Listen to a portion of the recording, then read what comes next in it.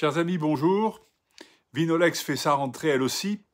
Et je vais aujourd'hui, en ce début du mois de septembre, vous proposer de réfléchir sur la question des troubles anormaux du voisinage créés par éventuellement vos exploitations et sur le nouveau régime qui est instauré par la loi du 15 avril 2024 dont on vous a peut-être dit ou expliqué qu'elle était protectrice du monde agricole et qu'elle instaurait un régime d'exonération.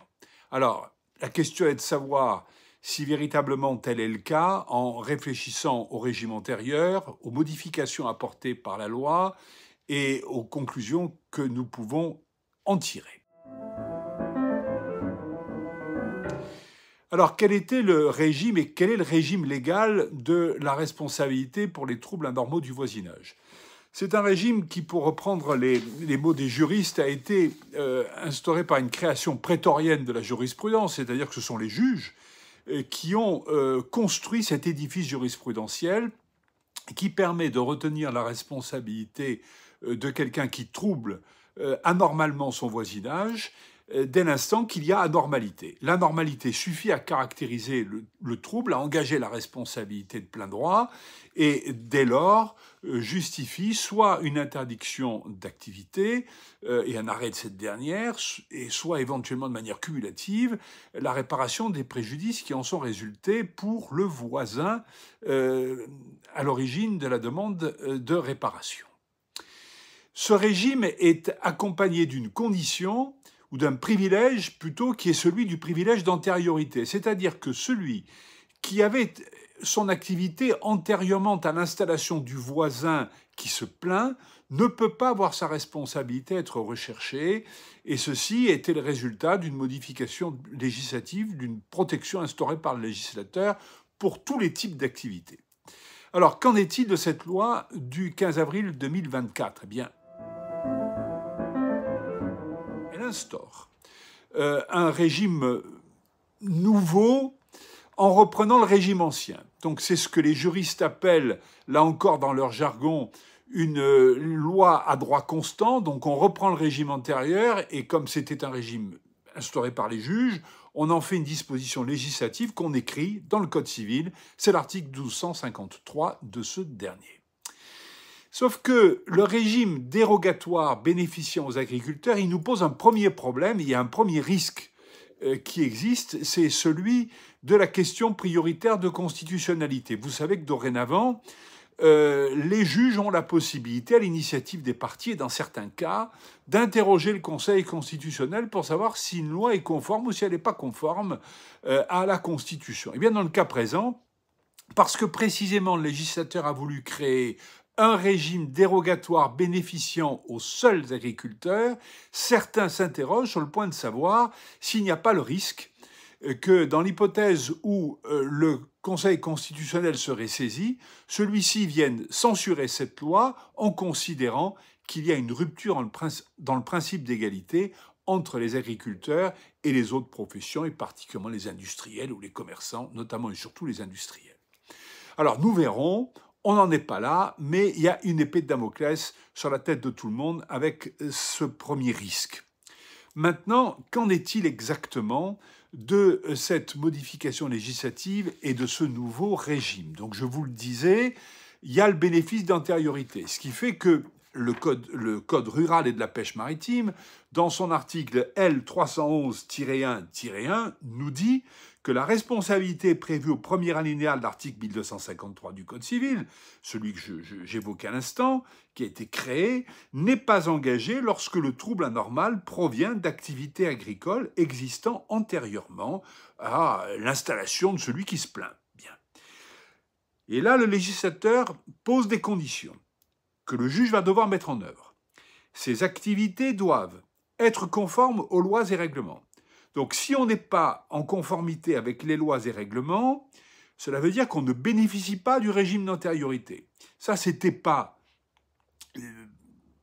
formellement inséré dans les décisions de jurisprudence, même si on peut considérer qu'un juge n'aurait jamais avalisé le bénéfice d'antériorité pour une activité qui soit en violation de la loi. Sauf que là, on doit avoir une conformité avec les lois et les règlements, avec toutes les lois et tous les règlements et toutes les dispositions applicables. Bien, première condition. Et on doit poursuivre cette activité antérieure, puisque celui qui vient d'arriver se plaint de son existence qui est une poursuite d'une activité antérieure, et ça n'est que dans le cas où il s'agit d'une poursuite qu'on sera protégé, il faut que la poursuite se fasse dans les mêmes conditions qu'auparavant, qu'il n'y ait pas eu de modification, ou dans des conditions nouvelles. Et c'est là qu'intervient le régime d'exonération, qui ne soit pas à l'origine d'une aggravation du trouble, donc là, rien de nouveau dans le paysage, ou s'il y a modification et aggravation du trouble, dans des conditions qui résultent soit de la mise en conformité de l'exercice de ces activités aux lois et aux règlements, donc on retombe sur nos lois et nos règlements.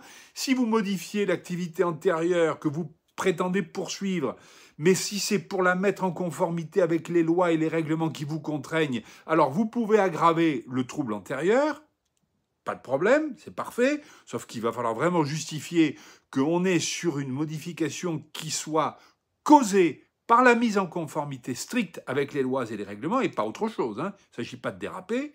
Et deuxième cas, si on n'est pas sur une mise en conformité avec les lois et règlements, on peut avoir une aggravation du trouble qui résulte d'une modification de l'activité antérieure que l'on prétend poursuivre, si la modification de la nature ou de l'intensité n'est pas substantielle. Alors pour vous autres viticulteurs, la nature ne vous intéresse pas, par contre l'intensité, oui. Et qu'est-ce qu'on va entendre par intensité substantiellement modifiée? Est-ce que c'est une activité qui se multiplie par 2? Est-ce que c'est une augmentation de quelques hectares seulement? Quelles sont les conditions? Ben là, on va voir ce que les juges en diront. Et il est évident que l'appréciation va devoir être portée de manière extrêmement précise par nos magistrats, et je ne suis pas certain, et les commentateurs juristes sont assez unanimes pour le dire, qu'au final, par rapport au régime prétorien antérieur, on ait véritablement une nouvelle exonération qui soit véritablement protectrice pour les agriculteurs. Il faudra voir cela de plus près, à l'expérience, en fonction de l'évolution de cette nouvelle jurisprudence. Alors, que faut-il conclure? Eh bien, je crois que, très simplement, il faut se dire qu'aujourd'hui, nous voyons bien que les citadins ont tendance à vouloir venir vivre à la campagne. Nous savons qu'ils se plaignent des troubles inhérents à la vie agricole, que ce soit le coq qui chante le matin, que ce soit les produits qu'on va pulvériser dans les exploitations, les produits de traitement, que ce soit les lisiers, que ce soit les moustiques qui sont apportés par la présence d'animaux, etc. Donc, ils ne veulent pas subir ce qui, pour eux, est anormal, en ce que ça ne correspond pas aux conditions de vie de la ville. Et nous savons aussi que malheureusement, certains écologistes les soutiennent et soufflent sur les braises. Donc il y a un vrai problème qui n'est pas susceptible de s'arranger avec le temps.